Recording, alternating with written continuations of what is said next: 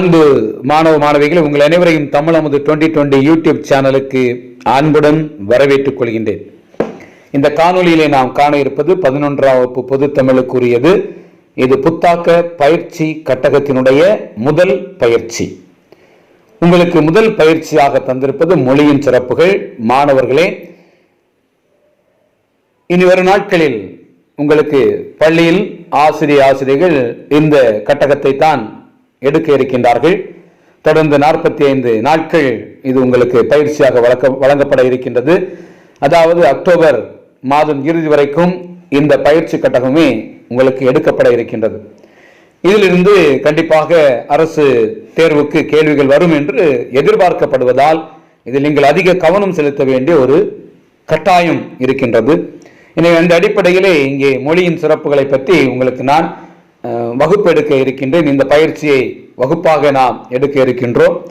இதனுடைய கற்றல் விளைவுகள் என்பதை பற்றி நாம் அறிந்து கொள்ளலாம். தமிழ் மொழியின் தொன்மையை பற்றிய ஒரு செய்திகளை அறிந்து கொள்வதும், மொழியின் சிறப்புகளையும் பெருமைகளையும் சான்று ஆதாரங்களோடு புரிந்து கொள்வதும் என்பதும், இதனுடைய ஆசிரியருடைய செயற்பாடுகளை பொறுத்த மட்டும் உங்களுடைய வகுப்பு ஆசிரியர்கள் இந்த பாடம் சம்பந்தமான சில விஷயங்களை உங்களிடம் கேட்டு உங்களை கற்றலின் ஆர்வத்தை உருவாக்குவார்கள். இதனுடைய கற்றல் செயல்பாடுகளை பொறுத்த மட்டில் இது 3 செயல்பாடுகள் இங்கே தரப்பட்டிருக்கின்றது. செயல்பாடு 1ஐ பொறுத்த மட்டில் மொழியினுடைய தனித்தன்மையையும் அதனுடைய பழமை, புலவர்கள், அறிஞர்களின் கூற்று ஆகியவற்றை அறிந்து கொள்ள இந்த செயல்பாடு 1 உதவும். செயல்பாடு 2ஐ பொறுத்த மட்டில் செயல்பாடு 2லே தரப்பட்டிருக்கின்ற செய்தி என்பது என்னவென்றால் தமிழ் மொழியின் 3 பிரிவுகளான இயல், இசை, நாடகம் இதை பற்றி தரப்பட்டிருக்கின்றது. செயல்பாடு 3ஐ பொறுத்த மட்டில் சங்க இலக்கியம் ஒரு அறிமுகம், 11 மேல்கணக்கு, 11 கீழ்கணக்கு, அதையும் தாண்டி இலக்கிய வளர்ச்சி, அதிலே புலவர்கள், தமிழ் வளர்த்த சான்றோர்கள் இவர்களின் பெயர்கள் தரப்பட்டிருக்கின்றன. இந்த அடிப்படையில் உங்களுக்கு பாடத்தை விளக்கமாக எடுப்பார்கள். நானும் இப்பொழுது உங்களுக்கு பாடத்தை விளக்கமாக எடுக்க இருக்கின்றேன். அடுத்ததாக மாணவர் செயல்பாடு, நீங்கள் என்ன செய்ய வேண்டும் என்பது தரப்பட்டிருக்கின்றது. அதை தொடர்ந்து மதிப்பீடு செய்வதற்கு 4 வினாக்கள் தரப்பட்டிருக்கின்றன. இவை முக்கியமானவை. எனவே இப்பொழுது நாம் இந்த பாடப்பகுதியை சுருக்கமாகவும் அதே நேரத்தில் விளக்கமாகவும் நாம் அறிந்து கொள்ள இருக்கின்றோம். அன்பு மாணவர்களை, இப்பொழுது செயல்பாடு 1க்கு நான் வருகின்றேன். செயல்பாடு 1ஐ பொறுத்த மட்டிலே இதிலே நாம் தெரிந்து கொள்ள இருப்பது மொழியினுடைய ஒரு தனித்தன்மையும் அதனுடைய ஒரு பழமையும் புலவர்கள் அறிஞருடைய கூற்றும். இவ்வளவுதான் இந்த செயல்பாடு 1லே நாம் அறிந்து கொள்ள இருக்கின்றோம். என்ன என்று நாம் பார்த்தோம் என்றால், உலக மொழிகளிலே தலை சிறந்ததாகவும் செம்மை நிறந்தாகவும் விளங்கக்கூடிய தமிழ் மொழி, அதற்கு பல எடுத்துக்காட்டுகளை இந்த அறிஞர்கள் தருகின்றார்கள். அது யாரெல்லாம் என்றால் பனம்பாரனார், ஹெக்கல், ஹிராஸ் பாதிரியார், ஐயனார் இதனார், மனோர்மணியம் சுந்தரனார், கா அப்பாத்துரையார். மீண்டும் ஒரு முறை உங்களுக்கு யாரெல்லாம் இதற்கு விளக்கம் தருகிறார் என்று சொல்கின்றேன். பனம்பாரனார், ஹெக்கல், ஹிராஸ் பாதிரியார், ஐயனார் இதனார், மனோன்மணியம் சுந்தரனார், கடைசியாக அப்பாத்துரையார், கா அப்பாத்துரையார். இவ்வளவு நபர்களும் இதற்கு சான்று ஆதாரங்களை தருகின்றார்கள். அதுதான் செயல்பாடு 1. இந்த பனம்பாரனார் என்ன சொல்லுகின்றார்? பனம்பாரனார் தொல்காப்பிய நூலுக்கு பாயிரம் எழுதியவர். அதாவது பாயிரம் என்றால் ஒரு முன்னுரையை தந்தவர். இவர் தொல்காப்பியருடைய சமகாலத்தவர். தொல்காப்பியரும் பனம்பாரனாரும் ஒரே பள்ளி கூடத்தில், ஒரே சாலையிலே மாணாக்கராக இருந்தவர்கள் என்று சொல்லப்படுகின்றது. இப்பொழுது உள்ள கருத்துக்களின் அடிப்படையில் பார்க்கின்ற போது பனம்பாரனா தூத்துக்குடி மாவட்டம் சாத்தாங்குளம் பக்கத்தில் இருக்கக்கூடிய பன்னம்பாறை அப்படிங்கிற ஊரை சார்ந்தவராக இருக்கலாம் என்று ஆய்வுகள் சொல்லுகின்றது. அவர் என்ன சொல்லுகின்றார் என்றால், அவர் சொல்லுகின்ற கருத்து, வடவேங்கடம் தென்குமரி ஆயிடை தமிழ் கூறும் நல்லுலக. அதாவது இந்த பனம்பாரனார் என்ன தருகின்றார்? தமிழினுடைய எல்கையை, தமிழ்நாட்டினுடைய எல்கையை உணர்த்துகின்றார். மொழியின் சிறப்பிலே முதல் எல்கையை சொல்கின்றார். அடுத்ததாக நாம் பார்க்க இருக்கின்றது ஜெர்மனிய கவிஞர் ஹெக்கல். இந்த ஹெக்கல் என்பவர் என்ன சொல்கின்றார் என்றால், மிக தெளிவான ஒரு கூற்றை சொல்கின்றார். இந்த லெமூரியா பகுதியில் வாழ்ந்த தமிழர் தான் உலக நாகரிகத்திற்கு வித்திட்டவர்கள் என்று சொல்கின்றார். அடுத்ததாக நம்ம பார்க்க இருக்கின்றது ஹிராஸ் பாதிரியார். இவர் சொல்வது மிகவும் ஆச்சரியமான ஒரு கூற்றாக இருக்கின்றது. இந்த ஹிராஸ் பாதிரியார் பிறந்தது வளர்ந்தது எல்லாம் வெளிநாட்டில். இவர் செப்டம்பர் 11, 1888 பிறந்தார். இறந்தது 14 டிசம்பர் 1955 பம்பாய்க்கு வருகின்றார். இந்தியா வந்தது 1922 இந்தியா வருகின்றார். வந்து இவர் ஒரு வரலாற்று துறையில் சேர்கின்றார். மும்பையில் இருக்கக்கூடிய புனித சேவியர் கல்லூரி என்கின்ற அந்த கல்லூரியிலே வரலாற்றுத்துறை பேராசிரியராக பணியாற்றுகின்றார். அவர் எழுதிய ஒரு முக்கியமான ஒரு புத்தகம் த ரைட்டிங் ஆஃப் ஹிஸ்டரி. இந்திய வரலாற்று ஆய்வாளர்கள் எல்லாம் அதை படிப்பார்கள். என்ன ஒரு முக்கியமான செய்தி, இவர்தான் 1926 இந்திய வரலாற்று ஆராய்ச்சி நிறுவனத்தை அமைக்கின்றார். 1935 இவர் ஒரு சிறப்பான ஆய்வை மேற்கொள்கின்றார். அந்த ஆய்வு தான் என்ன என்றால் மொஹஞ்சதாரோ ஹரப்பா அந்த ஆய்வை மேற்கொண்டு அவர் சொல்லுகின்ற செய்தி மிக முக்கியமான ஒரு செய்தி. அதைத்தான் நம்முடைய பாடப்பகுதியில் தந்திருக்கின்றார்கள். சிந்து சமவெளியில் புதையுண்ட மொஹஞ்சதாரோ ஹரப்பா நகரங்களில் தமிழ் முத்திரைகள் காணப்படுகின்றன என்கின்ற செய்தியை தருகின்றார். அதற்கு அடுத்ததாக தமிழ் மொழியினுடைய அந்த கூற்றை பற்றி சொல்கின்றவர் மிகவும் தெளிவாக பேசுகின்ற செய்தியை நாம் அறிந்து கொள்கின்ற, அடிக்கடி நாம் பயன்படுத்துகின்ற கல் தோன்றி மண் தோன்றா காலத்தே வாளோடு முன்தோன்றி மூத்த குடி தமிழ் குடி என்று சொல்லுகின்ற அந்த கூற்றை கூறியவர் ஐயனார் இதனார். இந்த ஐயனார் இதனார் சொல்லுகின்ற செய்தி என்ன செய்தி? இவர் புறப்பொருள் வெண்பாமாலையில் இதை சொல்லுகின்றார். மிகவும் பழமையான ஒரு குடி எங்களுடைய குடி என்று சொல்லுகின்றார். இவர் புறப்பொருள் வெண்பாமாலை நூலினுடைய ஆசிரியர். இவர் சேர அரச மரபிலே தோன்றியவர். ஐயனார் இதனார் என்பதற்கு பொருள் என்ன என்று பார்த்தோம் என்றால் ஐயங்களை தீர்க்கும் ஆசிரியர். இவர் புறத்திணை ஒழுக்கத்தில் நன்கு ஈடுபாடு கொண்டவர். அதனை உலக மக்களுக்கு விளக்கத்தான் அந்த புறப்பொருள் வெண்பாமாலை என்கின்ற நூலை இயற்றினார். அதிலே அவர் தமிழ் மொழியை பற்றி சொல்கின்றார், தமிழ் மக்களை பற்றி சொல்கின்றார். கல் தோன்றி மண் தோன்றா காலத்தை வாளோடு முன்தோன்றி மூத்த குடி அப்படின்னு சிறப்பித்து சொல்கின்றார். அடுத்ததாக நம்ம பார்க்கின்றோம் என்றால் அது அடுத்த செய்தியை நமக்கு தருகின்றவர் மனோன்மணியம் சுந்தரனார். இந்த மனோன்மணியம் சுந்தரனார் தருகின்ற செய்தி மிகவும் சிறந்த ஒரு செய்தி. நம்முடைய தமிழ் மொழிக்கு வளம் சேர்க்கின்ற ஒரு செய்தி, வலு சேர்க்கின்ற ஒரு செய்தி. அவர் என்ன சொல்கின்றார் என்றால், இது நமக்கு தந்திருக்கின்ற பாடல் கன்னடமும் கலித்தெலுங்கும் கவின் மலையாளமும் துளுவும் உன்னுதிரத்து உதித்தெழுந்து ஒன்றுபல ஆகிடினும் என்பது நம்முடைய நீராறும் கடலொடுத்த நிலமடந்து என்று சொல்லுகின்ற தமிழ்தாய் வாழ்த்து பாடலுடைய முழு பாடலுடைய உள்ளே வருகின்ற ஒரு பகுதி. அதில் அவர் சொல்லுகின்ற பகுதி கன்னடமும் கலித்தெலுங்கும் கவின் மலையாளம் துளுவும் உன் உதிரத்து உதித்தெழுந்தது, உன்னுடைய உடம்பிலிருந்து உதித்தவை இவையெல்லாம் என்று சொல்லுகின்ற போது தமிழ் மொழியினுடைய பழமையை இவர் சுட்டிக்காட்டுகின்றார். இந்த மனோன்மணியம் சுந்தரனார் ஏப்ரல் 4, 1885 முதல் ஏப்ரல் 26, 1897 வரை வாழ்ந்தவர். மனோன்மணியம் என்ற ஒரு சிறந்த ஒரு நாடக இலக்கியத்தை தந்தவர். ஆலப்புழா கேரளாவில் பிறந்தார். இவருடைய தமிழாசிரியர்னு பார்த்தோம்னா நாகப்பட்டினத்தை சேர்ந்த நாராயணசாமி. 1876 PA தேர்வில் வெற்றி பெற்று இவருடைய பாடலை தான் நாம் தமிழ்தாய் வாழ்த்து பாடலாக வச்சிருக்கிறோம். இதை 1970 இவருடைய பாடலை தமிழ்தாய் வாழ்த்து பாடலாக அரசு ஏற்றுக்கொண்டது. இவரும் இந்த கருத்தை தான் சொல்கின்றார். அடுத்ததாக இன்னும் தமிழ் மொழிக்கு வலு சேர்க்கின்ற ஒரு கருத்து கா அப்பாத்துரையார் அவருடைய கருத்து. இந்த கா அப்பாத்துரையார் ஜூன் 24, 1907 பிறந்தவர். மே 26, 1989 வரை உயிரோடு வாழ்ந்தவர். இவர் தமிழ்நாட்டு மொழியியல் வல்லுநர்களில் மிக சிறந்தவர் என்று சொல்லப்படுகின்றவர். இவருக்கு இன்னொரு பெயர், கா அப்பாத்துரையாருக்கு இன்னொரு பெயர் என்னன்னு பார்த்தோம்னா பன்மொழி புலவர்.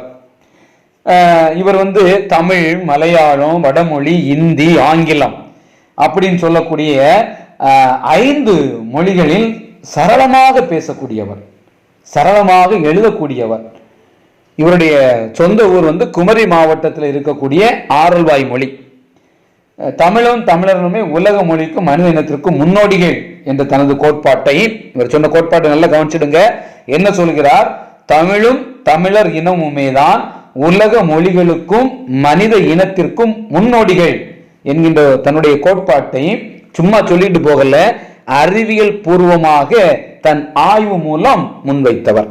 அவர் சொல்லுகின்றார், இவர் சொல்லுகின்ற கூற்றை பார்த்தீங்கன்னா, உலக இலக்கியம் என்ற அந்த நூலிலே அவர் சொல்லுகின்றார், கிரேக்க இலக்கியத்திற்கும் தமிழ் இலக்கியத்திற்கும் நெருங்கிய தொடர்பு காணப்படுகிறது என்று தமிழை உலகிய அளவுக்கு கொண்டு செல்கின்றார். எனவே முதல் செயல்பாட்டிலே, அன்பு மாணவர்களே, முதல் செயல்பாட்டிலே மொழியினுடைய தனித்தன்மை, பழமை, புலவர்கள், அறிஞருடைய கூற்று ஆகியவற்றை பார்த்தோம். அடுத்ததாக செயல்பாடு 2 பொறுத்த மட்டில் தமிழ் மொழியினுடைய 3 பிரிவுகள், முக்கியமான 3 பிரிவுகளை பற்றி இந்த இதிலே பார்க்க இருக்கின்றோம். முக்கியமான 3 பிரிவு தமிழை பொறுத்த மட்டில் அதை 3ஆக பிரிக்கின்றார்கள். இயல், இசை, நாடகம் என்று 3ஆக பிரித்துக் கொள்கின்றார்கள். இந்த இயல், இசை, நாடகத்தை பற்றி தான் இந்த செயல்பாடு 2 சொல்லப்பட்டிருக்கின்றது. அதிலே நாம் முதலிலே பார்க்க இருப்பது இயல். இயல் என்பது என்ன என்றால், மிக தெளிவாக விளங்கிவிடும், செய்யுளும் வசனமும் அடங்கிய நூற்கள் தான் இயல்.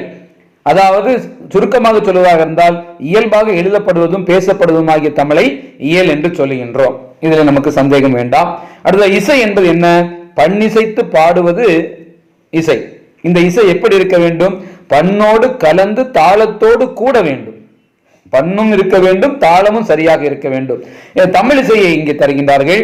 தமிழ் இசையினுடைய வகையை மொத்தம் 7 அதற்கு பெயர்களை தந்திருக்கிறார்கள். இது வேற ஒன்றுமே இல்லை. இப்ப நான் உங்களுக்கு சொன்னா புரிஞ்சிடும்.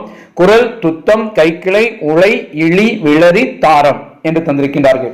அதாவது வடமொழியில் இதை என்ன சொல்வார்கள் என்றால், சட்சமம், ரிடபம், காந்தாரம், மத்திமம், பஞ்சமம், தெய்வம், நிடதம்.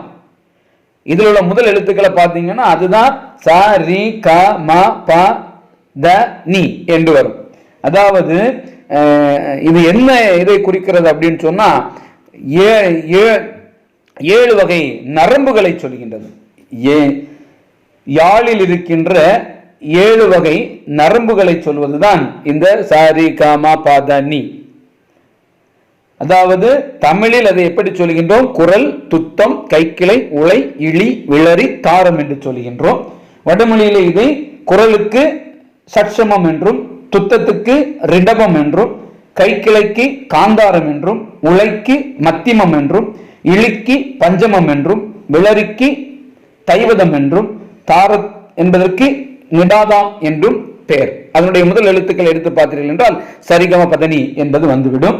இதற்கான விளக்கத்தை நான் உங்களுக்கு PDF கொடுத்திருக்கேன், நீங்கள் அதை பார்த்துக் கொள்ளலாம். அடுத்ததாக இதன் வழியாக பாடப்படுகின்ற பாடல்கள், அதாவது கீர்த்தனங்கள். கீர்த்தனம்னா என்ன? அது இறை இசை பகுதி, ஒரு வைதீக கானம், தெய்வீக சுரம் என்று சொல்லலாம். இதற்கு பல்லவி, அனுபல்லவி, சரணம் என்று 3 உண்டு. சான்றாக பார்த்தோம்னா தியாகராஜ பாகவதருடையது, முத்துசாமி டீச்சருடையது, ஷியாமா சாஸ்திரிகள், அருணாச்சல கவிராயர் இவருடைய பாடல்களை எடுத்துக்கொள்ளலாம். அடுத்ததாக வரிப்பாட்டு என்பது ஒரு இசைப்பாடல். இதுல வரிப்பாடல் நிறைய இருக்கிறது.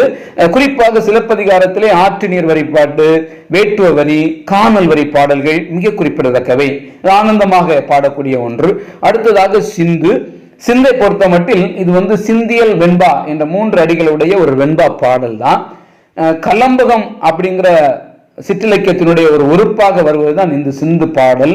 இந்த சிந்து 5 இசை உறுப்புகளால் ஆன ஒரு யாப்பு. சிந்து 5 இசை உறுப்புகளால் ஆனது. அதாவது எடுப்பு 1, தொடுப்பு 1, உறுப்பு 3 என 5 உறுப்புகளை கொண்டது. இதுவும் பல்லவி, அனுபல்லவி, 3 கன்னிகள் அடங்கிய சரணம் என்று வரும். சான்றாக பார்ப்போம் என்றால் அண்ணாமலை ரெட்டியாருடைய காவடி சிந்து 11ஆம் வகுப்பில் இருக்கின்றது.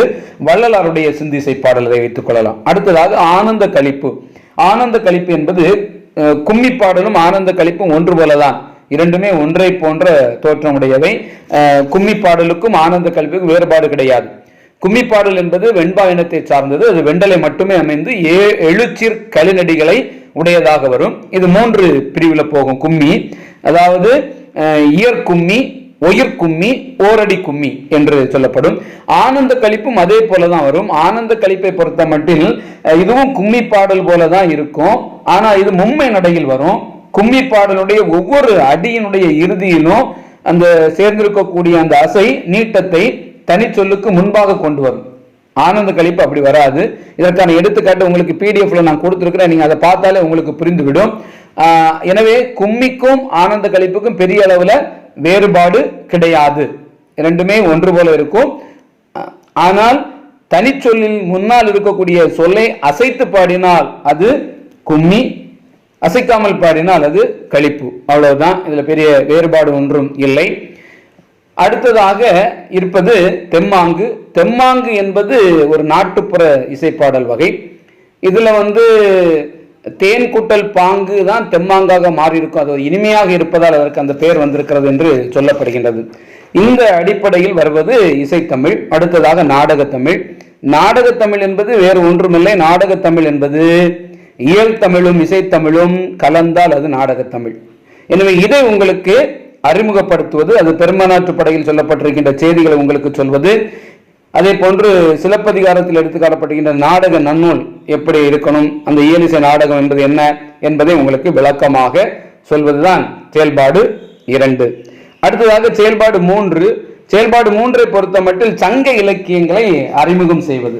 அது சங்க இலக்கியங்களை பொறுத்த மட்டிலே 11 மேல் கணக்கு, 11 கீழ்கணக்கு, சங்க இலக்கியம் 11 மேல் கணக்கு, சங்க மருவிய காலத்தில் வருகின்ற 11 கீழ்கணக்கு, அதன் பிறகு இலக்கிய வளர்ச்சி. அந்த 11 மேல் கணக்கு என்பது உங்களுக்கு தெரியும். 8 தொகை 10 பாட்டு. 8 தொகை என்பது நற்றிணை, ஐங்குறு, குறுந்தொகை, ஐங்குறு நூறு, 18 பரிபாடல், கலித்தொகை, அகநானூறு, புறநானூறு. 10 பாட்டு என்பது உங்களுக்கு தெரியும். திருமுருகாற்றுப்படை, பொருணராற்றுப்படை, சிறுபானாற்றுப்படை, பெருமானாற்றுப்படை, முல்லைப்பாட்டு, மதுரை காஞ்சி, நெடுநல்வாடை, குறிஞ்சிப்பாட்டு, பட்டினைப்பாலை, மலைவடு கடாம், இவை எல்லாமே 11 மேல் கணக்கு நூற்கள். இது ஞாபகத்தில் வைத்துக் கொள்ளுங்கள். கேள்வி நமக்கு என்ன இருக்கு என்றால் 11 கீழ்கணக்கு நூற்களுடைய செய்திகளை அறிந்து கொள்ள இருக்கின்றது. கேள்வி 11 மேல் கணக்கு என்ற ஒரு செய்தி இருக்கிறது. இனி 11 கீழ்கணக்கு நூற்கள் இதுவும் நீங்க படித்ததுதான். நாலடியார், நான்மணிக்கடிகை, இன்னா 40, இனியவை 40, களவழி 40, கார் 40, ஐந்தினை 50, திணைமொழி 50, ஐந்தினை 70, திணைமாலை 150, திருக்குறள், திருகடுகம், ஆசாரக்கோவை, பழமொழி 400, சிறுபஞ்ச மூலம், முதுமொழி காஞ்சி, ஏலாதி, கைநிலை. இது 11 கீழ்கணக்கு நூற்கள். இவை காலத்திற்கு பிறகு உருவான காப்பியங்கள். ஐம்பெருங்காப்பியம், ஐஞ்சிறுங்காப்பியம், சிற்றிலக்கியங்கள், தனிப்பாடல்கள், இடைக்கால புலவர்களின் படைப்புகள், கவிதை, புதினம், சிறுகதை என்ற பன்முக படைப்புகளை நாம் சொல்லிட்டே இருக்கலாம். இதெல்லாம் அடங்காது. தமிழ் அந்த அளவுக்கு வளர்ச்சி உடையது. இதிலே தான் அறிஞருடைய திருவள்ளுவரை பற்றிய செய்தி, இளங்கோடிகள் பற்றியது, கம்பர், பாரதியார், மறைமலையடிகள், நாமக்கல் கவிஞர், சுரதா, திருவிக்கா, வீரமாமுனிவர், இப்படிப்பட்ட சான்றோருடைய எல்லா செய்தியும் நீங்கள் தெரிந்து கொள்ள வேண்டும். கொஞ்சம் கொஞ்சமாவது நீங்கள் தெரிந்து கொள்ள வேண்டும். திருவள்ளுவர் பற்றி நமக்கு தெரியும், இளங்கோடிகளை பற்றி ஓரளவுக்கு தெரியும். தெரியாத இந்த கவிஞர்களுடைய பெயர்கள் ஏதாவது இருந்தால் அவர்களை பற்றி தெரிந்து கொள்ள வேண்டும். கண்டிப்பாக நாம் இங்கே சொல்லப்பட்டிருக்கின்ற கவிஞர்களுடைய செய்திகளையும் குறிப்புகளையும் நாம் அறிந்திருக்கின்றோம். இவ்வாறு கால மாற்றத்திற்கு ஏற்ப நாளொரு மேனியும் பொழுதொருவனுமாக இந்த தமிழ் வளர்ந்து இன்று உயர்தனி செம்மொழியாக இருக்கின்றது என்ற செய்தியை இந்த செயல்பாடு 3 உங்களுக்கு விளக்கி தருவார்கள். அடுத்ததாக மாணவர்கள் என்ன செய்ய வேண்டும்? மாணவர்கள் தமிழ் இலக்கியங்கள் சிலவற்றின் பெயர்களை கூறி இலக்கியத்தை எழுதியவர் யார் என கேட்டு அறிதல் வேண்டும். ஆசிரியர்கள் கேட்பாங்க, நீங்க சொல்லணும். அப்புறம் மாணவர்களை என்ன செய்யணும்? 2 குழுக்களாக பிரித்து நூல் பெயரை ஒரு குழுவும், ஆசிரியர் பெயரை மறு குழுவும் கூறுமாறு செய்து ஒரு சின்ன விளையாட்டு மாதிரி நடத்துவாங்க. இப்ப முக்கியமாக ஒரு 4 கேள்விகள் இருக்கிறது. அந்த கேள்விகளுக்கான விடைகளை இப்பொழுது நாம் அறிந்து கொள்ள இருக்கின்றோம். அன்பு மாணவ மாணவிகளை, அந்த வினா விடைகளை அறிந்து கொள்வதற்கு முன் உங்களுடைய புத்தாக்க பயிற்சியினுடைய அந்த கட்டகத்திலே தரப்பட்டிருக்கின்ற பகுதியையும் இப்பொழுது நான் உங்களுக்கு காண்பிக்கின்றேன். இதையும் இந்த வினா விடைகளையும் நான் இப்பொழுது விளக்கமாக சொன்ன எல்லா செய்திகளும் இங்கே இருக்கின்றது. இது அத்தனையும் உங்களுக்கு நான் PDF வடிவிலே இந்த காணொலியினுடைய இந்த வீடியோனுடைய டிஸ்கிரிப்ஷனில் வைத்திருப்பேன். ஒவ்வொரு நபரை பற்றி நான் சொன்ன செய்திகள் எல்லாமே இங்கே உங்களுக்கு தரப்பட்டிருக்கின்றது. அப்பாத்துறையார் எழுதியிருக்கின்ற மிக சிறந்த ஒரு நூல் குமரி கண்டம் அல்லது கடல் கொண்ட தென்னாடு என்கின்ற ஒரு புத்தகம், அதை பற்றிய செய்திகள் இங்கே நான் உங்களுக்கு சொல்லுகின்றேன். பாருங்கள், பனம்பாரனார் அவரை பற்றிய செய்தி, ஜெர்மனிய கவிஞர் ஹெக்கல் பற்றிய செய்தி, மனோமணியம் சுந்தரனார் அவரை பற்றிய செய்தி, ஹிராஸ் பாதிரியார் பற்றிய செய்தி, அப்பத்துறையார் பற்றிய செய்தி, ஐயனார் இதனார் பற்றிய செய்தி, அத்தனையும் உங்களுக்கு நான் சொன்னதை கொஞ்சம் வேகமாக சொன்னேன். நீங்கள் இதை PDF பார்த்து நீங்கள் தெரிந்து கொள்ளலாம். கும்மி பாடலுக்கான வேறுபாடு, தமிழிசை என்றால் என்ன, அதனுடைய வகைகள் 7, வள்ளலார் சிந்து இசை பாடல் ஒன்று எடுத்துக்காட்டாக தந்திருக்கின்றேன். அருவே, திருவே, அறிவே, செறிவே, அதுவோ, இதுவே, அடியே முடியே அந்தோ வந்தாள் எந்தாய் எந்தாய் அம்பல நம்பதியே என்ற ஒரு பாடல். இதான் சிந்திசை பாடல். சிந்திசை பாடல் எப்படி இருக்க வேண்டும், 8 தொகை நூற்கள் 10 பாட்டு, அதனுடைய அகம்புறம் என்ற செய்தி, இதனுடைய விளக்கங்கள் எல்லாமே உங்களுக்கு இங்கே தெளிவாக கொடுக்கப்பட்டிருக்கின்றது. இங்கே நீங்கள் பார்த்தீர்கள் என்றால் தமிழிசையை பொறுத்த மட்டும் 7 நரம்புகளையும் சரிகம பதனி என்று சொல்லுகின்றோம். அதற்கு நூற்பா கூட இருக்கின்றது. குரல் அமைய ஒரு கால் கலித்தொகையில் 84 7வது பாடல். அந்த செய்தி குரல் துத்தம் கைக்கலை உலை இழி விளரி தாரம் அதனுடைய முதல் எழுத்துக்கள் தான் சரிகம பதனி. இனி குரல்னா என்ன, துத்தம்னா என்ன, கைக்கலைனா என்ன, உலைனா என்ன, இழினா என்ன, விளரினா என்ன, தாரம்னா என்ன என்பதற்கான அத்தனை விளக்கங்களும் உங்களுக்கு இங்கு கொடுக்கப்பட்டிருக்கின்றது. இந்த பிடிஎஃப்ல நீங்கள் பார்த்து கொள்ளலாம். கீர்த்தனங்கள் என்றால் என்ன, அதற்கு வரைமுறை என்ன, வரிப்பாட்டு என்றால் என்ன, சிந்து என்றால் என்ன, ஆனந்த கலிப்பு என்பது என்ன, கும்மி பாடல் என்றால் என்ன, ஆனந்த கலிப்புக்கு ஒரு பாடல் கொடுத்திருக்கின்றேன், அதில் விளக்கம் எழுதியிருக்கின்றேன். ஆனந்த கலிப்புக்கும் கும்மிக்கும் உள்ள வேறுபாடு நம்ம அதிலே பெற்றுக்கொள்ளலாம். ஆதிசிவன் பெற்றுவிட்டான் என்று இழுத்து சென்றால் அது ஆனந்த கலிப்பு. தனிச்சொல்லுக்கு முன்னால் உள்ள அசையை இழுத்தால் அது ஆனந்த கலிப்பு. அதே நேரத்தில் கும்மி பாடலுக்கு தனிப்பாடலுக்கு முன்னால் உள்ள இசை தனி சொல்லுக்கு முன்னால் உள்ள இது தனிச்சொல், அதற்கு முன்னால் உள்ள இசை இழுத்து வராது. ஆனால் அதற்கு பின்னாலே இருக்கக்கூடிய அசை இழுத்து பாட வேண்டியிருக்கும். இதுதான் வித்தியாசம். இது எல்லாமே என்னுடைய பிடிஎஃப்ல அதனுடைய கீழே நான் விளக்கமாக கொடுத்திருக்கின்றேன். கும்மி பாடல் என்றால் என்ன, அந்த கும்மி பாடலுடைய விளக்கம் கொடுத்திருக்கின்றேன். தெம்மாங்கு பாடலுடைய விளக்கம் கொடுத்திருக்கின்றேன். இது அத்தனையும் நீங்கள் விளக்கமாக பார்த்துக் கொள்ளலாம். 14 மேல்கணக்கு நூற்கள் உங்களுக்கு தரப்பட்டிருக்கின்றன, 14 கீழ்கணக்கு நூற்கள் உங்களுக்கு தரப்பட்டிருக்கின்றன. அதை தொடர்ந்து இப்பொழுது நாம் பார்க்க இருப்பது மதிப்பீடு. முதல் கேள்வி, முத்தமிழ் தொகை சொல்லை விளக்குக. இந்த முத்தமிழ் தொகைச்சொல் என்பது என்ன, அதை விளக்கப் போகின்றோம். முத்தமிழ் தொகைச்சொல் என்றால் 3 குடல் தமிழ் என்று பிரித்துக் கொள்ள வேண்டும். இயல், இசை, நாடகம். இயல் என்றால் என்ன? இயல் என்பது இருவகை வழக்கு. இருவகை வழக்கு என்றால் அது செய்யுள், வசனம். அதுதான் இருவகை வழக்கு. இந்த செய்யுள், வசனம் இந்த 2 வகை வழக்கிலும் அடங்குகின்ற நூற்களின் தொகுதி. அதாவது பொதுவாக எழுதப்படுவதும் பேசப்படுவதுமான தமிழை இயல் என்று கூறுகின்றோம். அடுத்ததாக இசை. இசை என்பது பண்ணிசைத்து பாடுவது, பண்ணோடு கலந்தும் தாளத்தோடு கூடியும் இசைக்கப்படுவது. இதுல இதெல்லாம் வரும். பாடல்கள் வரும், கீர்த்தனங்கள். இந்த இதில் இடம்பெற்றிருக்கின்ற பாடல்களை எப்படி சொல்வோம்? கீர்த்தனங்கள் என்று சொல்வோம், வரி பாடல்கள் என்று சொல்வோம், சிந்து என்று சொல்வோம், ஆனந்த கலிப்பு என்று சொல்வோம், கும்மி என்று சொல்வோம், தெம்மாங்கு என்று சொல்வோம். இதுதான் நான் விளக்கம் கொடுத்திருக்கின்றேன். இதை நீங்கள் அங்கே பிடிஎஃப்ல பார்த்துக் கொள்ளலாம். அடுத்த நாடகம்னா என்ன? இயல் தமிழ் இசை தமிழும் கலந்த நாடக தமிழுடைய உருவாக்கம். அடுத்ததாக 2வது கேள்வி, 14 மேற்கணக்கு நூற்கள் யாவை? இதற்கு நான் அங்கே உங்களுக்கு பிடிஎஃப்ல கொடுத்திருக்கின்றேன். இங்கே இருக்கின்றது விடை. இதை நீங்கள் பார்த்து தெரிந்து கொள்ளலாம். இதுதான் 14 மேற்கணக்கு. இங்கே இருக்கின்றது. இங்கே ஒரு 8 நூல், இங்கே ஒரு 10 நூல். இதை நீங்கள் பார்த்தீர்கள் என்றால் அது உங்களுக்கு தெரிந்துவிடும். எனவே விடையை 14 மேற்கணக்கு நூற்கள் பகுதியில் பார்க்கவும் என்று கொடுத்திருக்கின்றேன். அடுத்ததாக 50 காப்பியங்களை கூறுக. நீங்க ஏற்கனவே கீழ்வகுப்பில் படித்ததுதான் சிலப்பதிகாரம், மணிமேகலை, சீவக சிந்தாமணி, வளையாபதி, குண்டலகேசி என்று. அடுத்ததாக 4வது கேள்வி, பாரதியின் படைப்புகளை பட்டியலிடுக. 23 படைப்புகள் இருக்கின்றது. இதை நீங்கள் முழுவதுமாக படிக்க வேண்டும் என்று நான் சொல்லவில்லை. குறைந்தது ஒரு 6 படைப்புகளையாவது நீங்கள் தெரிந்து வைத்திருக்க வேண்டும். எளிமையான ஒரு 6 படைப்புகளை நீங்கள் தேர்ந்தெடுத்துக் கொள்ளுங்கள். இங்கே நான் உங்களுக்கு குயில் பாட்டு, கண்ணன் பாட்டு, பாப்பா பாட்டு, சுயசரிதை, தேசிய கீதங்கள், பாரதி 66, ஞான பாடல்கள், தோத்திர பாடல்கள், விடுதலை பாடல்கள், விநாயகர் நான்மணி மாலை, பாரதியார் பகவத்கீதை, பதஞ்சலி யோக சூத்திரம், நவதந்திர கதைகள், உத்தம வாழ்க்கை சுதந்திர சங்கு, ஹிந்து தர்மம் அதாவது காந்தி உபதேசங்கள், சின்னஞ்சிறு கிளியே, ஞான ரதம், பகவத்கீதை, சந்திரிகையின் கதை, பாஞ்சாலி சபதம், புதிய ஆத்திச்சூடி, பொன்வால் நரி, 6ல் ஒரு பங்கு என்ற 23 படைப்புகளை பாரதியார் தந்திருக்கின்றார். இதில் நீங்கள் குறைந்தது 6 படைப்புகளையாவது நினைவில் வைத்துக் கொள்வது மிகவும் சிறப்பு. எனவே அன்பு மாணவ மாணவிகளே, உங்களுக்கு இந்த பயிற்சியை சார்ந்த விளக்கங்கள் இங்கே PDF ஆக தரப்பட்டிருக்கின்றன. இந்த வீடியோவை நீங்க ஸ்கிப் பண்ணாம பார்த்து அதே நேரத்தில் இந்த PDF-ஐயும் நீங்கள் வைத்து படித்துக் கொண்டீர்கள் என்றால் நிச்சயமாக இந்த பயிற்சியில் உங்களிடம் எந்த கேள்விகளை கேட்டாலும், இந்த கேள்விகள் மட்டும்தான் வரும் என்று இல்லை. இப்பொழுது கேட்கலாம், கும்மி என்றால் என்ன என்று கூட கேட்கலாம். கும்மி என்பது என்ன வகையை சார்ந்தது, எப்படி வரும் என்று கூட கேட்கலாம். எனவே இதில் இருக்கக்கூடிய கேள்விகள் தான் வரும் என்று இல்லை. ஆனந்த கழிப்பு என்பது என்ன என்று கூட கேட்கலாம். எனவே எல்லாவற்றுக்குமான விளக்கம் உங்களுக்கு இங்கே PDF ஆக இந்த காணொலியினுடைய டிஸ்கிரிப்ஷனில் கொடுத்திருப்பேன். அதை நீங்கள் பயன்படுத்திக் கொண்டு சிறப்பாக படித்து மதிப்பெண்ணை பெறுங்கள். அடுத்த பயிற்சியிலே உங்களை சந்திக்கும் வரை உங்களிடமிருந்து விடைபெறுகிறேன். நன்றி, வணக்கம்.